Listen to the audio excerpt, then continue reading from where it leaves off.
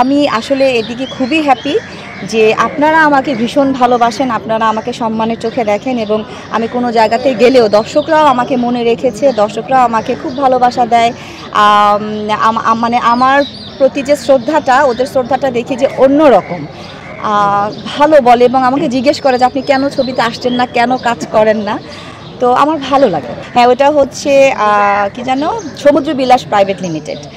হ্যাঁ, ওনার সাথে কাজ করতে আমার ভীষণ ভালো লেগেছিল।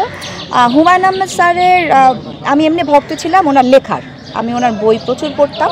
যখন বাসায় অফার আসলো তখন ওনার সাথে শাওনও আসছিলেন। তো শাওন আসার পর ওনারা যখন আমার সাথে কথা বললেন, আমি ভেবেছিলাম আম্মার জন্য আসছে। আমার জন্য যে আসছে আমি তখন বুঝি নাই।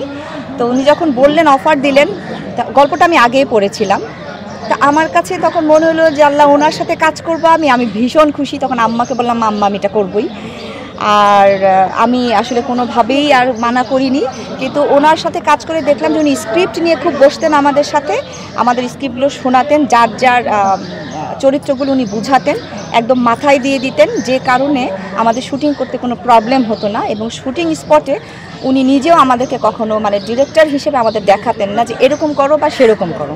উনি একটা কথাই বলতেন, গল্পটা একদম মাথায় নাও, তোমার চরিত্রটা মাথায় নাও, তুমি নিজে করো। তো ওভাবে কাজ করতে আমার খুব ভালো লেগেছিল। ওনার সম্মান উনি অবশ্যই পেয়েছেন।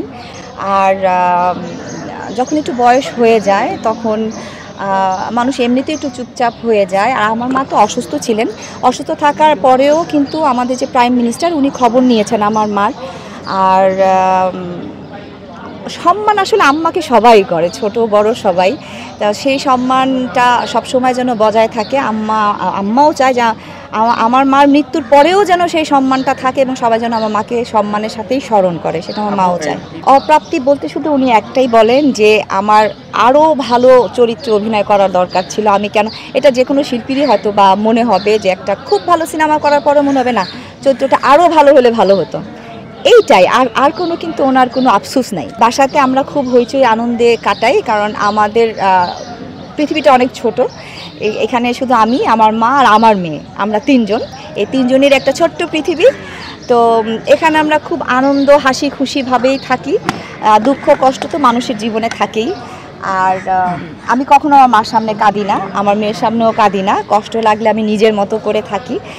আর কেন কাঁদি না, কারণ আমি চাই না যে ওনারা আমার চোখে কখনো পানি দেখুক, আমার মুখে হাসি দেখুক, সেটাই চাই। আর এখন আমার মার সামনে হাসি খুশি থাকাটাই ভালো। যতই কষ্ট আসুক যাই আসুক, আমি ওনার সামনে সবসময় হাসি খুশি এবং ওনাকেও খুব হাসি খুশি রাখি।